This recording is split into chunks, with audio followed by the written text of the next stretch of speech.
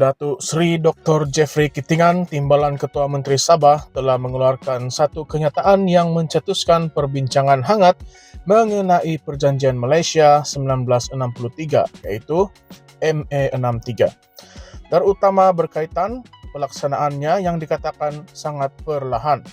Walaupun Perdana Menteri Datuk Seri Anwar Ibrahim telah memberikan jaminan bahawa MA63 akan diselesaikan dengan segera, Jeffrey tetap menyuarakan kebimbangannya terhadap beberapa elemen penting yang masih belum ditangani.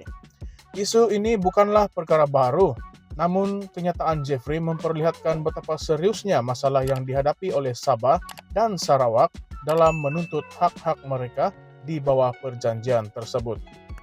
Dalam kenyataannya, Jeffrey menyatakan bahawa 11 tuntutan yang dibuat oleh Sabah dan Sarawak dilaporkan telah diselesaikan. Namun begitu, persoalan besar yang timbul adalah, adakah tuntutan-tuntutan ini mencukupi keseluruhan hak dan kepentingan negeri-negeri ini? Dan jika benar sebahagian besar tuntutan telah diselesaikan, mengapa pelaksanaannya masih dianggap perlahan? Jeffrey mengaitkan kelewatan ini dengan kurangnya kehendak politik di peringkat persekutuan dan juga cabaran struktur yang wujud dalam kerajaan pusat. Adakah terdapat halangan-halangan tersembunyi dalam sistem pentadbiran yang menghalang pelaksanaan penuh MA63? Jeffrey turut memberi perhatian kepada sejarah politik Sabah yang menurutnya sering tunduk kepada kepentingan kerajaan pusat. Beliau menyebut bahawa pentadbiran negeri yang lalu tanpa mengira parti politik sering gagal untuk menegakkan hak-hak Sabah kerana mereka lebih mengutamakan kehendak persekutuan. Pernyataan ini membuka ruang untuk perbincangan mengenai sejarah panjang hubungan antara kerajaan negeri Sabah dan kerajaan persekutuan. Adakah benar bahawa kerajaan negeri terdahulu terlalu bergantung kepada kerajaan pusat sehingga hak-hak Sabah diketepikan? Dan apakah ini menandakan bahawa wujudnya kelemahan dalam kepimpinan tempatan yang tidak mampu memperjuangkan kepentingan negeri sendiri? Isu lebih kontroversi yang dibangkitkan oleh Jeffrey adalah mengenai peranan deep state atau kuasa tersembunyi dalam kerajaan. Beliau menyatakan bahawa penjawat awam seringkali mempunyai kuasa lebih besar daripada menteri dan ini menghalang pelaksanaan penuh MA63. Ini satu tuduhan yang berat dan menimbulkan persoalan mengenai integriti dan kecekapan jentera pentadbiran kerajaan pusat.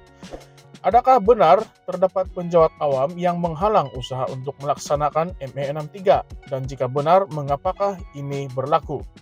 Apakah agenda sebenar mereka yang terlibat dalam menghalang pelaksanaan perjanjian yang dianggap sebagai hak mutlak Sabah dan Sarawak? Salah satu isu paling kritikal yang dibangkitkan oleh Jeffrey adalah berkaitan hak kewangan Sabah di bawah MA63. Beliau menegaskan bahawa kerajaan pusat masih belum menunaikan perkongsian hasil 40% yang sepatutnya diberikan kepada Sabah. Ini bukan sahaja menimbulkan persoalan tentang keadilan dalam pengagihan hasil negara, tetapi juga tentang bagaimana sumber-sumber ekonomi negeri ini digunakan oleh kerajaan pusat. Menurut Jeffrey, kerajaan pusat mengetahui angka sebenar hasil yang diperoleh daripada Sabah namun enggan memperuntukkan bahagian yang sepatutnya. Hal ini membawa kepada satu persoalan. Mengapa kerajaan pusat enggan mengagihkan hasil tersebut? Adakah Sabah sekadar menjadi lembu perah yang menyokong kewangan negara tetapi tidak diberi ganjaran yang setimpal? Jeffrey turut menyentuh mengenai beberapa hak kewangan lain yang masih diabaikan, termasuklah duti ekspor 10% ke atas petroleum dan duti import 10% ke atas produk petroleum.